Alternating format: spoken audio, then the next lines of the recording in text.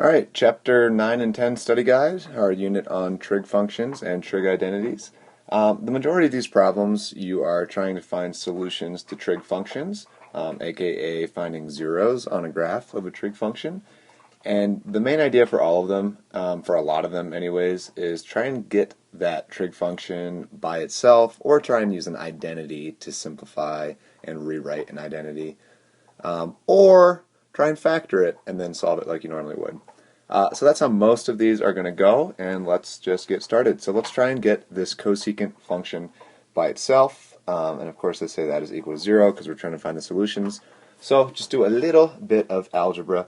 Add 2 to both sides to get square root of 3. Cosecant theta equals positive 2, and then divide by the square root of 3. Cosecant theta equals 2 over the square root of 3, and then we can use our reciprocal identity. The reciprocal of cosecant is sine, so we can rewrite this as sine theta equals root 3 over 2. And now you just have to ask yourself, when does the sine of theta equal square root of 3 over 2?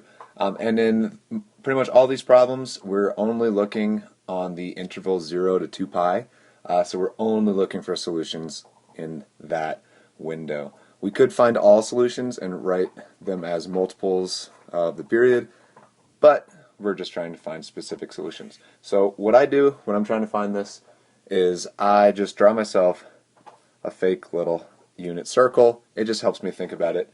Well, square root of 3 over 2, I know that's going to happen right there at pi over 3, and I know the y value is the same, again, y value because we're talking about sine, right there at 2 pi over 3.